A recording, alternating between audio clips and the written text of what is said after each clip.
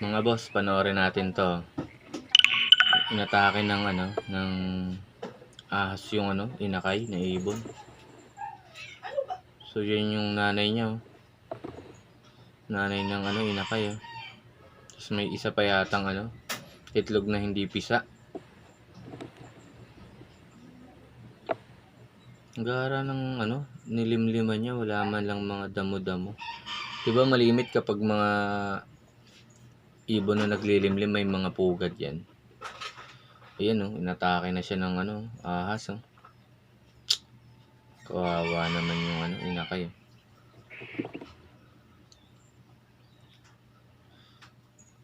Magkakasya kaya yan sa bibig ng ahas? Ayan, wala na. Sana nahanap na siya ng nanay niya. Tapos yung isa lilimliman niya uli, oh. Gara naman ito. Wala siyang mga damo-damo man lang, eh. Parang palagay ko sa loob ng puno to, eh.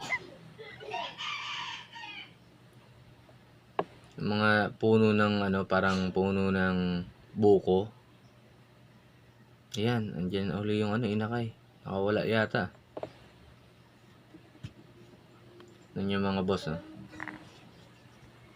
Pero tingin ko hindi pa umatake yung ahas dyan. Ayan na. Nako. Liit lang nung ahas, eh, oh.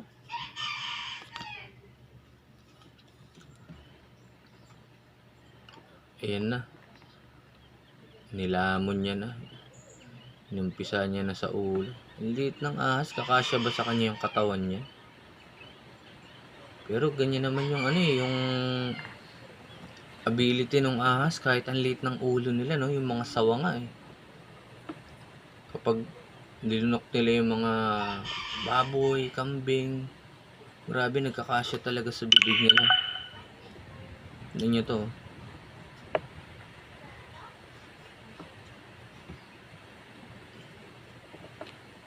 Kawawa naman tong na to. Inakay. Liit lang ng ahas. Gadaliri lang, yun.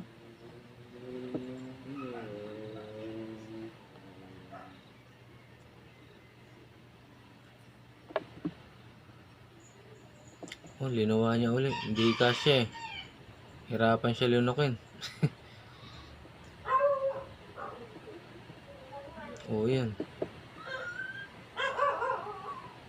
Nagano na sila. Nagpambuno na yung dalawa. Kaya lang, di naman makakalaban yung inakay dito. Dahil baby pa yan, eh. Wala pang yan, eh.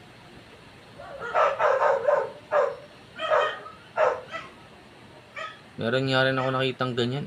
Ahas, linunok niya yung itlog. Eh, ang liit ng ulo ng ahas. Tapos yung itlog, ang laki. Ayan. Malulunok niya kaya to. Palagay ko hindi, eh. Kasi ang laki talaga ng nung inakay versus dun sa ulo ng ahas. Hindi niya kakayanin yung lunokin. Oh. Naglaban na sila. Sana dumating yung nanay para ipagtanggol yung anak away niya yung ahas. Sana makaligtas siya. Para okay.